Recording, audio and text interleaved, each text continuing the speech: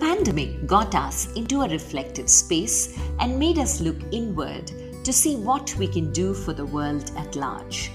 As a self-expression coach, I became a catalyst for women and started Vani, a one-on-one coaching program for women on finding their voice, to speak up, to be visible. As a storyteller, I spotted there were many ordinary people amongst us leading extraordinary lives, making a difference to the world, and they needed to be heard. Thus was born You and I with Rashmi Shetty, where amazing personal journeys with their uniqueness and individuality are showcased.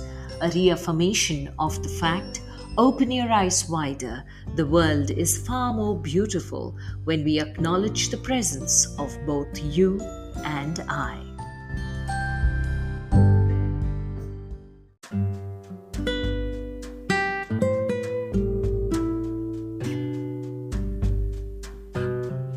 My guest today is Devika Dharmaraj, who has worked across manufacturing, IT and ITES, social enterprise, and the not-for-profit sectors. Her professional experience includes extensive work with companies based across the UK and the US.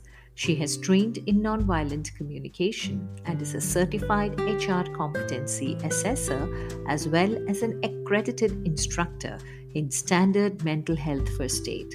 Co-founder and director at Kelsa Solutions until late 2020, Devika's experience with people processes, organization design, and leadership development has helped to build a sound reputation for the company in these areas. Her particular strength is in the area of competency frameworks. She is a core team member of NHRD's Mind Matters campaign to raise awareness on mental health across workspaces. She has trained as an instructor in standard mental health first aid with the globally acclaimed MHFA protocols and supports MHFA India in providing ongoing support to trained first aiders in select organizations. Hi Devika, such a pleasure meeting you after listening to you. And thank you so much for agreeing to be part of You and I with Rashmi Shetty. I'm extremely curious to know, what was little Devika like to the Devika Dharmaraj that the world today knows as a mental health specialist? So, can you take us and we'll just walk along? I'll stop you if I have any questions. That's how the journey goes.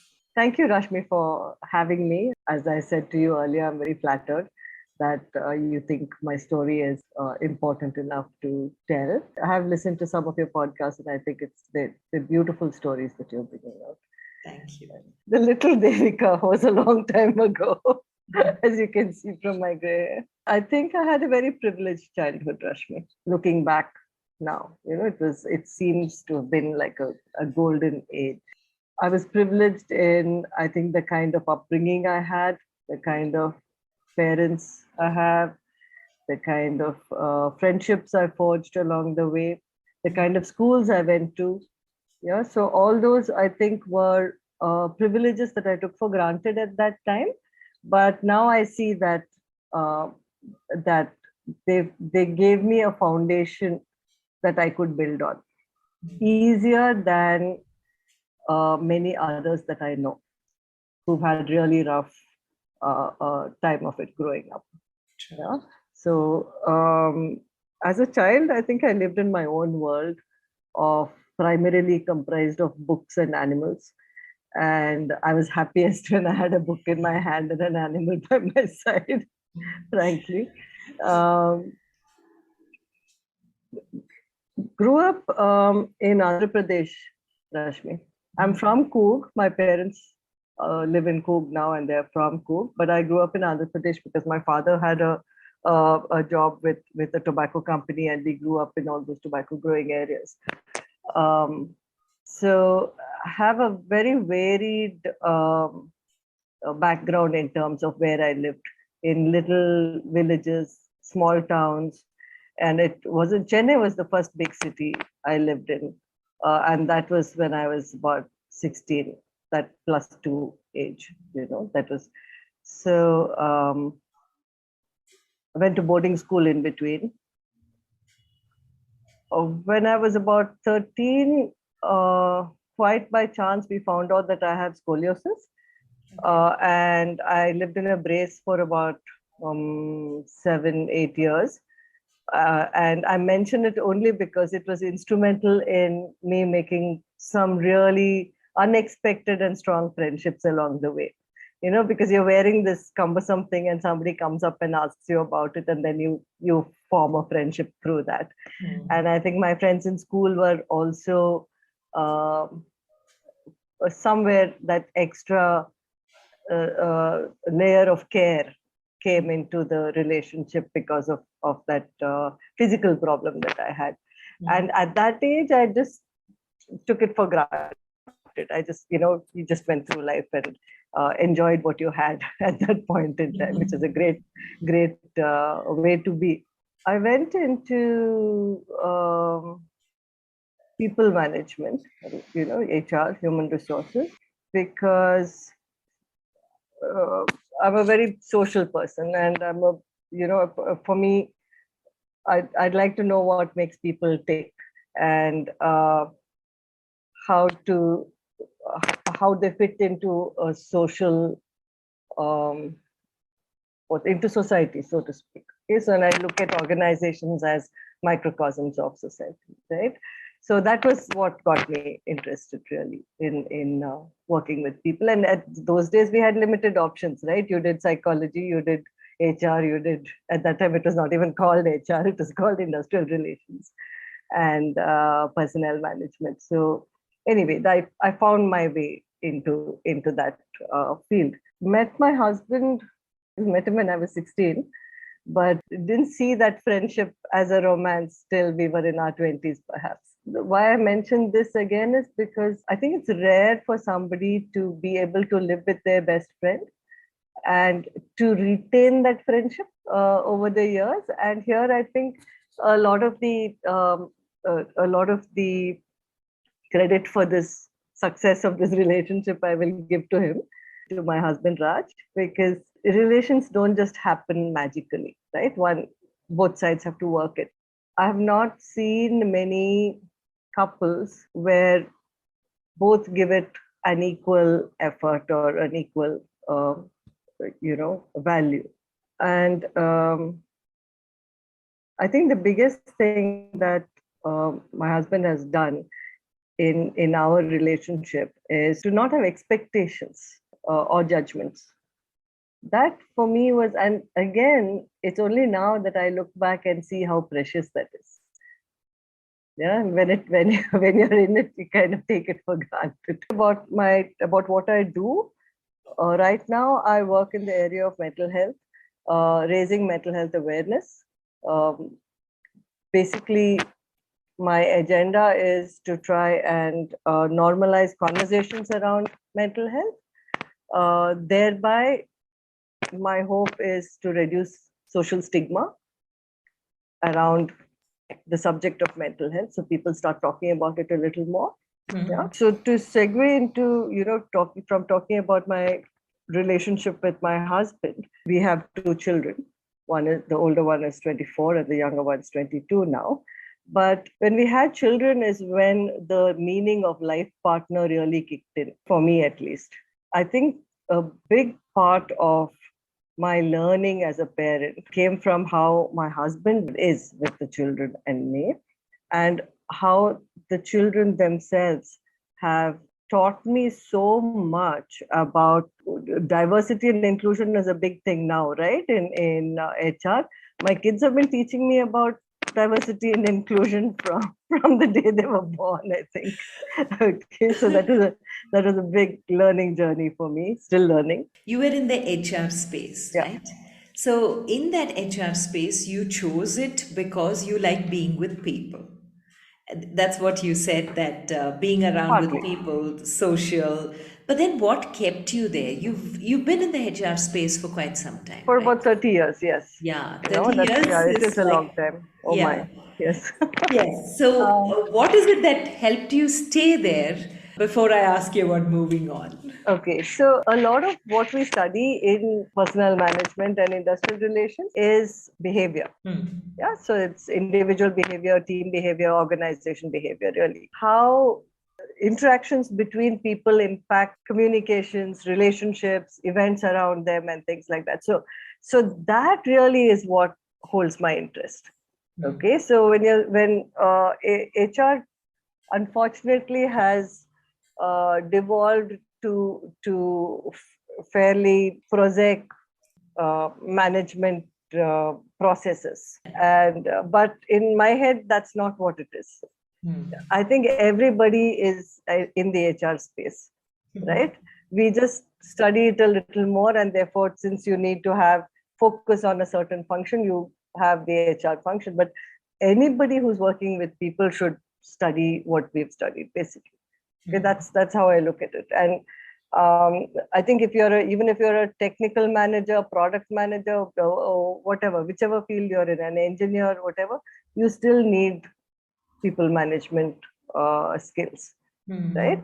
And people management skills is everything, right? From your friendships, your familial relationships, whether you're a parent or a spouse or dealing with your own parents, family members, whatever.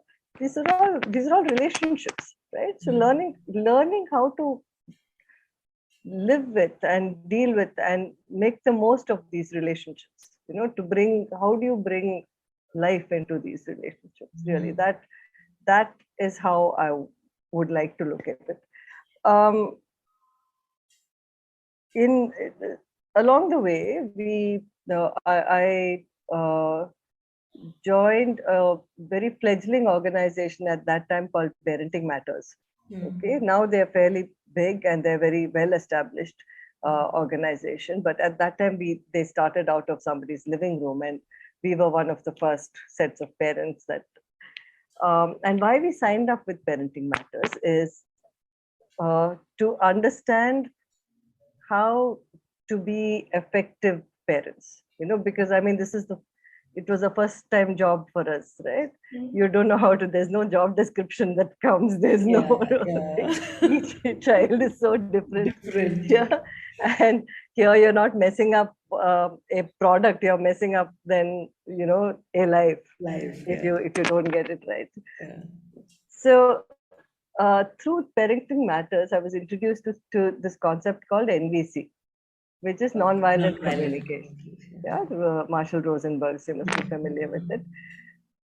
That was a turning point for me, Rashmi, because that even now it underlies so many so many interactions that I have and the way I look at life, really. Yeah, so it was the last maybe 15 years have been where we are looking at non-judgmental way of communicating. So it started off with external communication. Yeah, when I talk to you, how can I get my message across without damaging this relationship or without there being residual anger, resentment, irritation, all of that. Yeah, so it started off like that, but it's become a very internal journey. And it's gone on to looking at examining your own feelings and where are they coming from, what are the needs that are being met and not being met, right? Recognizing that and recognizing that just like you have your own needs, the other person also has their own needs, and sometimes these are all universal needs that we have, right? And then that brings us just so much closer as humanity, right? Yes. So that's something that sort of, now that I'm doing this work in mental health, I find that the NVC principles are like a foundational thing for all of this learning that's happening right now. Yeah, you know what, Devika, at this point, I remember a quote which says that life is what happens while we are busy planning. So, seems like nonviolent Yeah. communication was a beautiful foundation stone. Like now that you can see the connect. So, how did your journey into mental health come in? Because today people are talking about it, and nobody, there's no taboo. But sometime back, even that tag was not something people were comfortable about talking, speaking, acknowledging. So, how did you, from HR, 30 years there, how did you move into the mental health space? What prompted you? Okay, a bit of a personal story there. Our daughter, when she went to college, developed some challenges. Okay, and the first we knew of it was we got a call from her one day saying, "I'm in hospital, and I've been diagnosed with depression, and I need to be treated for it." It was like a big shock for us, because this is a like sunny child, and she was quite unwell at that time for several years. It was diagnosed as borderline personality disorder at that time, but it took about 2 years, 2.5 years for it to be diagnosed. So during that time, she was very lost, and it was very, very hard to seek help, to get appropriate help, to talk about it. I'm talking about it so easily now, but it's taken me a few years to get here. Okay, especially because of just of our social inhibitions. You know, the stigma around talking about mental health, I think, set us back a little bit in terms of actually getting the help that she needed. Anyway, long story short, in the process of trying to understand what she was going through, both my husband and I read up a lot about her particular ailment, the diagnosis that she was given. And what I learned sort of opened my mind up to the fact that this could happen to anybody, that all of us are on this spectrum of mental health. It's just like physical health, right? You can have good health, you can have poor health, and you can be anywhere on that spectrum at different points in time. Yeah. With mental health, it can be anywhere on that spectrum at different points of the day. And I understood that all of us are there on that spectrum. And if we don't recognize the signs of poor mental health, then the chances of falling into ill health, like my daughter did, are very high. Again, drawing a parallel to physical health, Rashmi, if you neglect your physical health, you can see signs of fatigue, of headaches, of you know aches and pains, and whatever different symptoms, right? And if you neglect it and you don't address it in time, it could develop into an illness, right? So I understood that physical health and mental health are also very interconnected.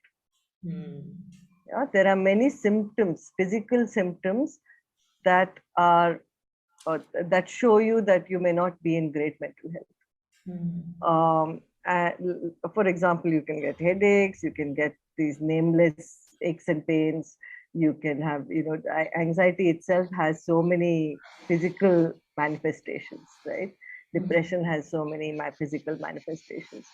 And if we are able to recognize those and build, okay, let me again align it to a physical illness like, say, depression, for example. Yeah, let me talk about diabetes. Okay, so in diabetes, if you know that your sugar levels are high, yeah, there are certain symptoms that come up, right? And which is why you check to see if your levels are high, right? Now, if it is in the not dangerous zone, you can control it with your lifestyle. Right? Stop adding sweeteners. You sort of reduce your carb intake. You have more exercise. There is a lifestyle change that you need to make. Right? If you do that, then you can possibly live a full life without having to go into medication and insulin. Similarly, I'm being very broad spectrum here. Yeah, in much of mental health, if we are able to recognize those signs and symptoms and address it in terms of the way we live our life, the building of resilience towards further illness can be arrested. So there are, of course, I'm being very broad spectrum here. This is for most people. Of course, if you come in contact with somebody who has the COVID virus, yeah, depending on your level of immunity, you will either get it in a mild way or you'll get it in a, you get a really strong dose. So there are illnesses that you can't avoid, even a heart attack, right? Some portion of it is genetic, some portion of it is your lifestyle, and some portion of it is events that happen to you, right? So people who have exactly the same DNA, upbringing, the same kind of foods, they grow up in the same house, all of that, can react entirely differently to life events, right? Some people bounce back, some people don't, from a physical illness point of view. True. It is very similar from a mental health point of view too. Some people bounce back, some people don't.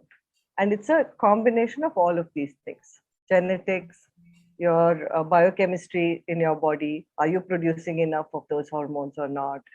The psychology of it. What are the life events that have happened to you?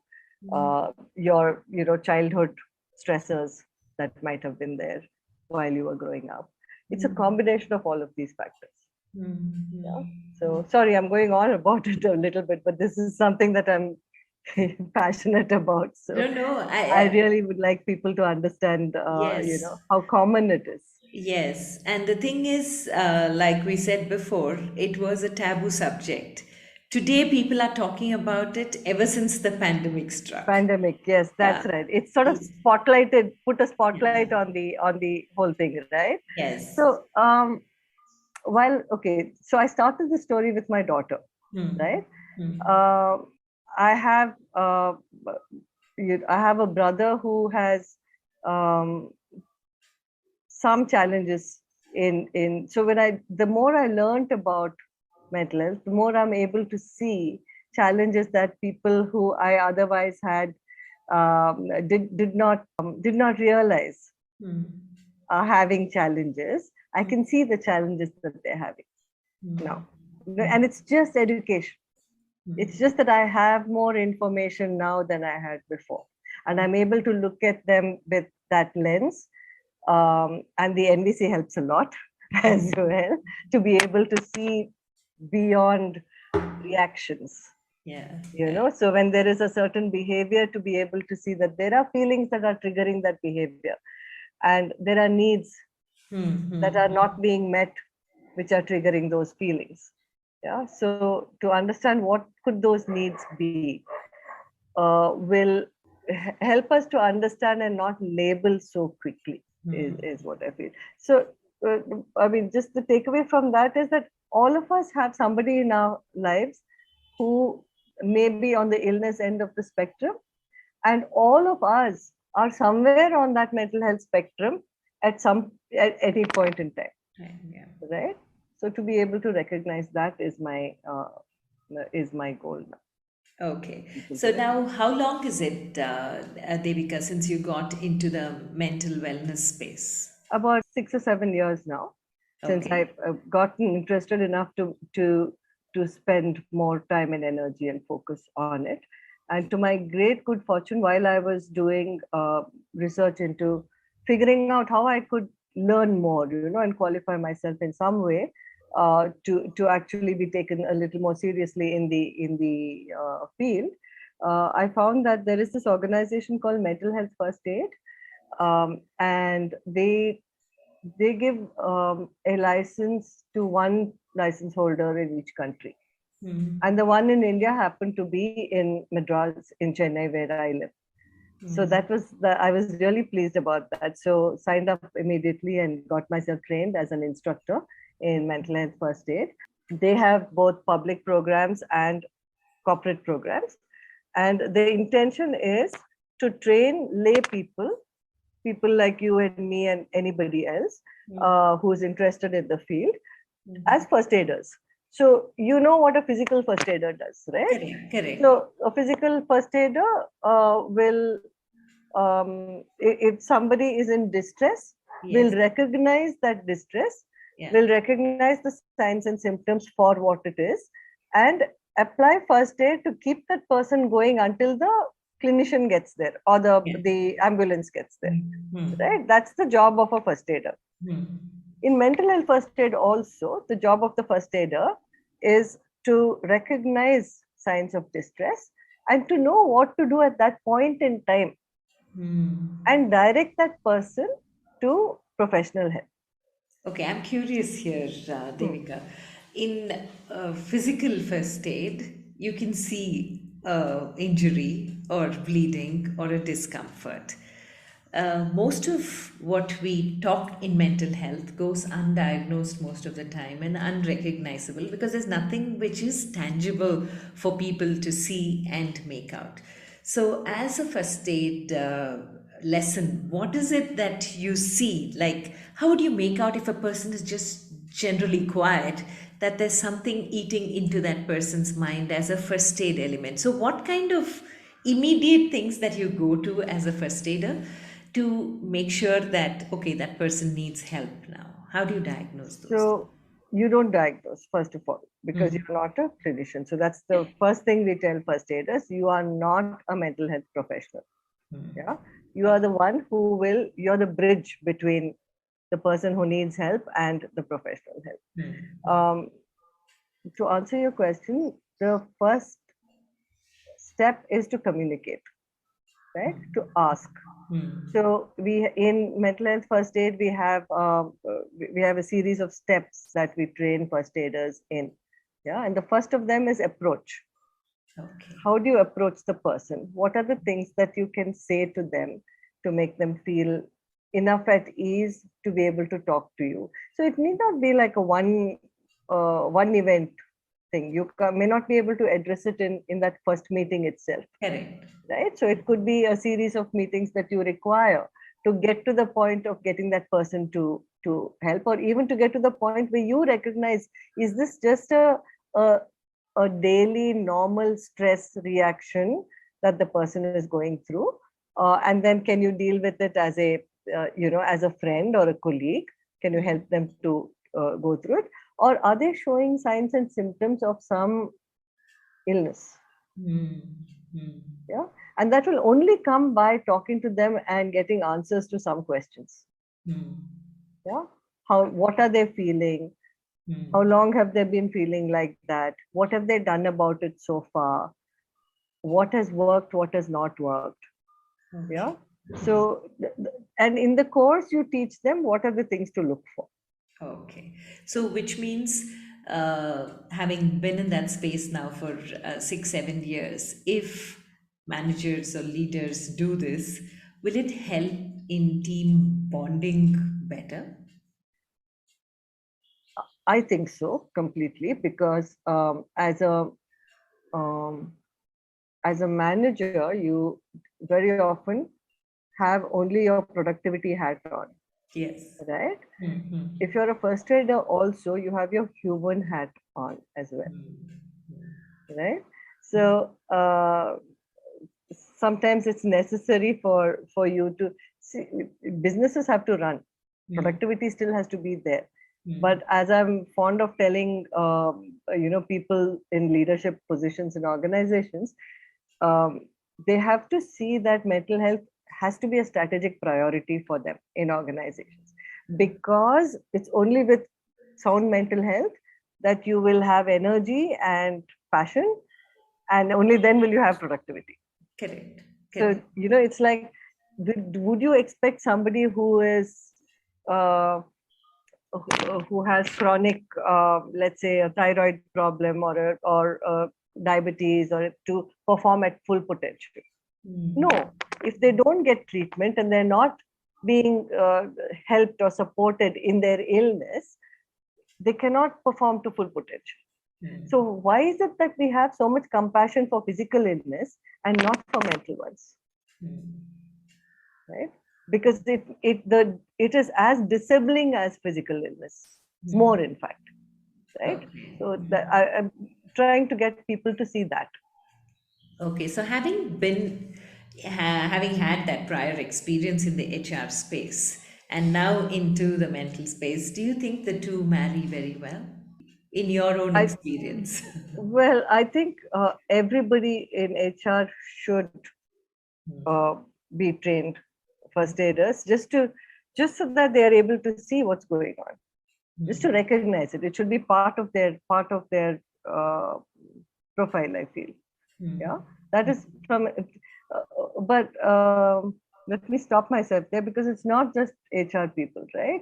It's anybody who has people responsibility in the organization. Even if you have two people reporting into you, I think you need to have this skill. It's become a management skill, Okay. and I don't think it is only an HR skill. What I think HR should do is make it happen. They should facilitate this journey in the organization. Okay, and since you have had that experience of being there and done that, Mm. and today when you look at yourself, are there some moments when you think, had you had this with you then, things would have been different the way you handled yourself, Oh not yes. people Oh around? yeah, yeah. I think leadership has a big role to play in this. When I say leadership, I don't mean leadership as a trait. I mean the leadership excellence of an organization. Organizing. So if leaders don't haven't had buy-in, or they don't believe that mental health is as important as as say good technology, or having a financial soundness in the organization, then this won't work. It has to be top down, because what leaders ask for cannot be at the cost of health. That is just not sustainable for any organization. Yeah. So to answer your question, if I knew what I knew now when I was much younger, I would probably have messaged differently, have pitched differently to leaders of organizations that I was associated with. Yeah. And got them to see this. So my communication and language would have been different at that time. And I have a question here, Devika, because you believe in this so much, and you start believing in something, and you know it will work only when you see it happening around you. So, are there some stories, anecdotes that you'd like to share on how you saw the need and the beauty in knowing this first aid, or why this even needs to be something that everybody should be aware of, especially Yeah. now? So two things. One is that one of the things that I've had the opportunity to do is work with the National HRD Network over the last year and a bit, in helping them put together their mental health campaign. Right? It's called Mind Matters across the country. And while NHRD was inspired to start this campaign because of the pandemic, the kind of response we got to that campaign was like, it blew my mind, because it wasn't it, this is National HRD Network, and people who usually come for those sessions are HR people. But for these sessions, it just went viral. We had hundreds of people at each session, you know. So it just opened my eyes to the stories that were coming up in the chat box of those sessions. Obviously these were things that were happening to everybody, right? and they wanted to hear that they were not alone in this, number one, yeah, and two, that there is hope out there. So that campaign with the National HRD Network, Mind Matters campaign, sort of opened that aspect for me. The other one was, going through the mental health first aid program. Being an instructor, you come in contact with so many people from organizations, right? The stories that they had to tell. And when you're having hand-holding sessions with them after their training, and they come back and they say, they were helpless in this situation. And it was only because they had done this training that they kind of knew what to say, and they felt they were able to help the person, right? So it really gave, what shall I say? It gave me a sense of, okay, we are doing something worthwhile. So when people come back and tell stories of how, they did not have the skills before, and they would not have known how to even recognize that there was a problem, let alone reach out and offer help. Yeah, everybody wants to offer help. It's just that we don't see the distress, or we don't recognize the distress, and we don't know how to help them. If we are able to provide those skills to people, I think it's a huge life skill. That's how I see it. It's a life skill, knowing how to communicate with people who are in distress, and just to offer them that space.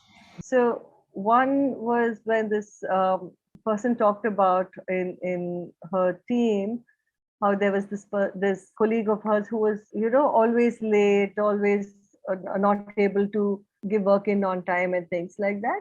And typically she would have put that person down as a poor performer, low rating, and that's it, just gone that management route, right? After doing this program, she said, I called her in to talk to her about what was going on, and the way I spoke to her was not as a manager. So it gave the other person the space to be able to express what was going on for them without fear of judgment. And that, she said, was like this huge shift in how she was to how she was able to be for this person. Yeah. So the change that happened, I think, was that they were able to talk about what was going on for the team member with in terms of their personal life, and how it was impacting work. Yeah. And how it had been going on for so long that it got into this rut, and she was not able to get herself out of it. And those were things that she probably would not have told her senior normally in a normal review, right? So this conversation enabled them to have that openness, and the senior executive then was able to direct this person to help. They had an EAP service. She was able to direct them, tell her about it and direct her there for help, and to say that, always to say that you're there for them, even if the service that you've gone to doesn't work out, come back, we'll find something else, but there is a way around this, you're not alone. So that was like a story that happens fairly often, yeah, with this new skill. There's another which was quite dramatic. If you can visualize an open office, big windows, high, maybe on the 8th or 9th floor kind of office. This lady saw one guy stand and open the window and stand at the window, and apparently seem as if he was going to jump off. Okay, so there was all this commotion and all, and she said somewhere, this first aid training thing, she said, I don't know where it came from, but I found the courage to go to him and tell him that I'm a trained first aider. It looks like you're in trouble, or you're feeling really distressed. What's going on? Would you like to talk about it? Okay. And then he said to her that he was so depressed, and there was just no point in him living anymore. He wanted to throw himself out of that window, you know. And she said this was a crisis, right? And she frankly didn't feel competent to deal with that crisis. Correct. Yeah. So, but what she did know was that this is a crisis. And so, what do we do in a crisis? The steps of what they should do in a crisis, and of getting professional help, right? So she got somebody to go get professional help while she was talking to him. So she kept him engaged, kept him talking until the professionals arrived.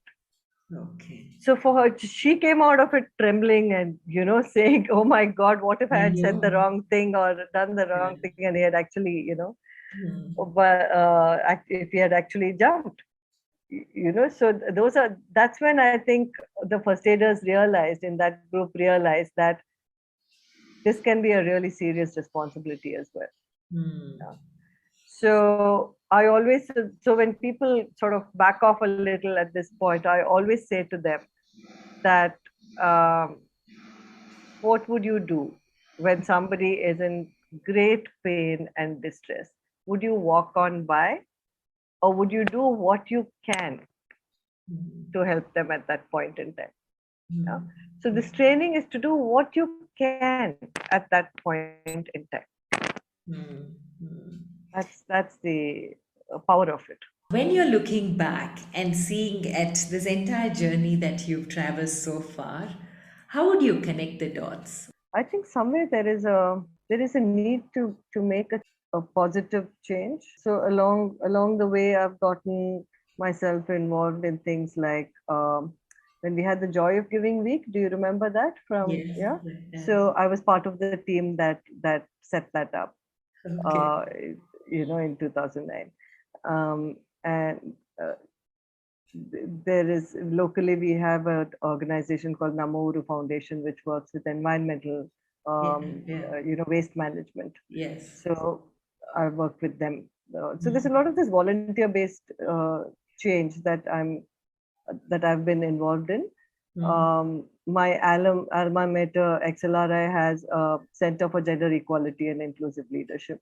I'm on the committee of that, of Excel for Women, which is part of CGIL. So somewhere all those things that I've been involved in have been focused on trying to bridge the gap. One is I have to see the gap, and then Yeah. Just identify there's one. identify that there's a gap, and feeling strongly enough about it to actually go outside of one's comfort zone to act upon it. That's been there, I think, throughout the journey. What where there is change though is when I was much younger, there was a lot of passion, lot more passion. Everything was black and white, and everything was like, I had the energy and the spirit to fight for rights, kind of thing. That has changed. I feel that has changed in the sense of I'm able to accept a lot more. I don't fight it like I would have before. I would still like to make a change, but not through resistance. I think my method of dealing with it has changed. Oh, yeah. Yeah. Beautiful. Beautiful. Devika, you were just sharing about NHRD programs. You were talking about the corporate houses you were working with extensively, and the feedback you got by way of stories that were shared, which surprised you completely. So, what exactly are they doing? How are they prepared as far as dealing with the mental health of their employees or team members are concerned? Is there something in place? Oh, that's a great question, Rashmi, because the fact is that just, we were talking earlier how the pandemic had put a spotlight on mental health for the world at large. Similarly, I mean, as a microcosm of the world at large, the organizations, corporate organizations as well. I think unfortunately the in the response of many organizations, if people have issues around mental health, is go sort it out and come back. We don't want to deal with it. But since it's impacting everybody now, they can't do that, right? So they need to put in place measures to support mental health, which frankly I'm very pleased about, because it helps in the realization that the mental health is such an important part of of organizations in their journey to productivity, right? Because without sound mental health, how will you get there? So hopefully they will realize that. But having said that, most companies don't have a way to actually measure where are we in that journey. Yeah. In I realized that after talking to many organizations, and so I've started now putting together a tool that hopefully will help organizations figure out through like a maturity model, which level are we on? Are we at the very basic in the initial level of maturity where mental health is concerned? And here I'm not looking at how good is the mental health in our organization, it's how good are our systems and processes in supporting mental health in our organization. Yeah.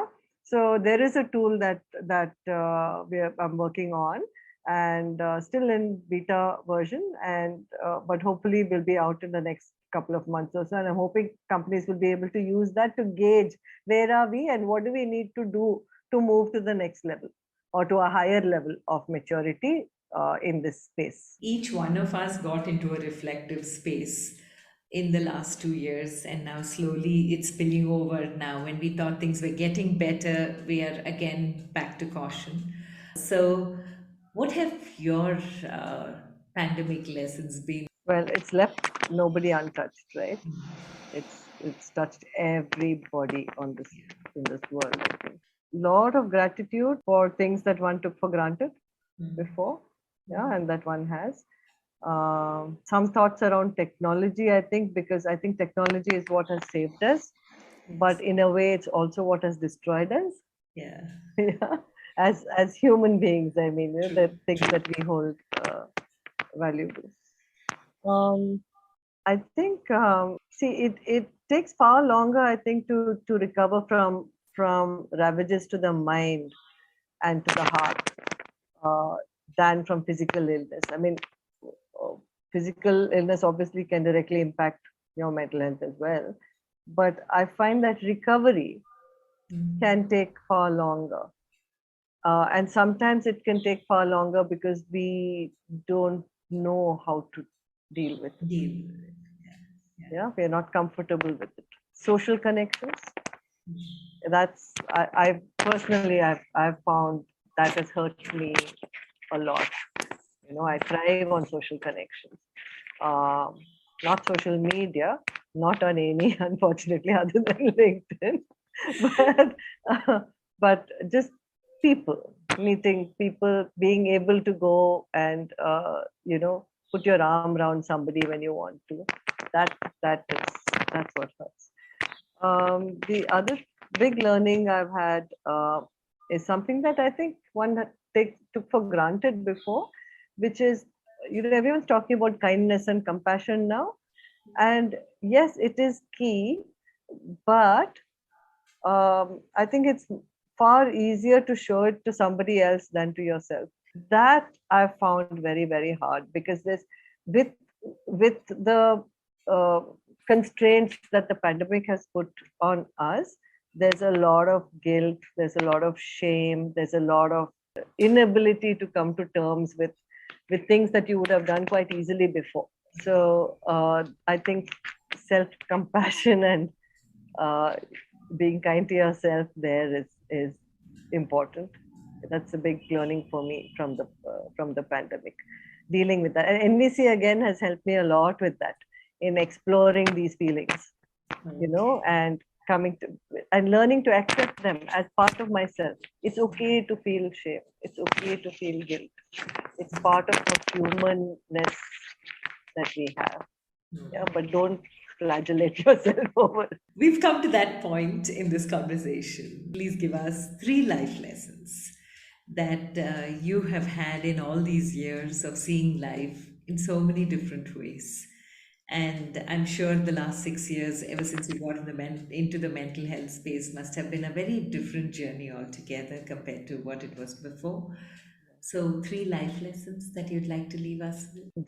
Realizing that we all have judgments, and that everything people do is because they're trying to meet a need, right? And therefore nobody is bad, and everybody's just trying to meet a need. So if you look at it from that point of view, that's a big learning for me. Yeah. And in learning that, I find that my judgments drop. So that's one big learning. The second is being aware that we have a choice in everything we do. Learning to accept that this is life. Yeah, this is what life has thrown at you. And while I'm not saying it's karma and inevitable and all of that, accept that this is a life event and move on with it. Take responsibility for the choices that you are making. You can choose to do nothing. You can choose to do something. You can choose to take many of the myriad roads that are in front of you. But it's a choice that you have. Don't blame external factors for the choices that you make. Yeah, that I think is another. It takes so when I do that, it helps me remove blame and negative reactions to other people and events. Yeah, because it's my choice at the end of the day. So that self-compassion comes in useful here then. Good. So you're walking the talk. Very hard, Rashmi. One step forward and about 10 steps back. And the third is something that I struggle with, but I'm trying very hard to pin it down, which is trying to figure out what is enough. What is enough? What is enough happiness, enough money, enough things, enough love, enough anything, right? Because enough is a moving target, right? Yeah. So then at what point is it enough for you? Wow. That's something that I struggle with still. But I think if we give it thought, then you'll realize that you already have enough of many of these things. Yeah, beautiful. Beautiful, Devika. Really, really nice. Because I think self love is one of the most underestimated emotions. And we don't even realize that having self love, one need not feel guilty about it, especially as women.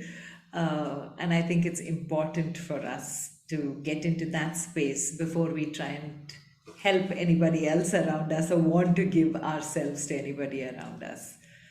Beautiful. Thank you. Absolutely. That's in fact one of the primary things we say in mental health first aid. Put the oxygen mask on yourself first before you try and help other people. Yeah. Because even in the pandemic, women were really, really hit hard, especially the ones who were completely at home, the homemakers, with everyone around 24/7, where she didn't find her time at all. In fact, I learned something very important from one of my, I like to think of him as a mentor in the mental health space. His name's Jeff McDonald. He's an Englishman. Well, he's a South African living in England. Now he's an activist in the mental health space. And he always said that you need to tell your story because you never know to whom that story can be a lifeboat. Yeah. In the storm that we're all in, right? That story was a lifeboat for somebody. So when you're saying there's so many people out there who, think that they are alone in their distress, your story can be a lifeboat for them. Yeah, true. And I think just this one emotion of self compassion, self love, I think if every one of us starts there and then takes it forward, the words like guilt and shame would be relegated. I'm not saying they'll disappear, but at least relegated to the third and fourth emotion in our They life. won't cause you so much distress. Hurt, yeah, that is true. That is true. So thank you so much. That is one first aid tip I'm taking back. That please make sure that you relegate your guilt and shame and don't get distressed by it. And putting it so beautifully and succinctly, Devika, thank you so much. Such an honor to have had you, hosted you, and such a pleasure for just listening to you sharing every bit of who you are, the beautiful human being. God bless you, and thank you so much for being on You and I with Rashmi Shetty. Thank you for having me, Rashmi.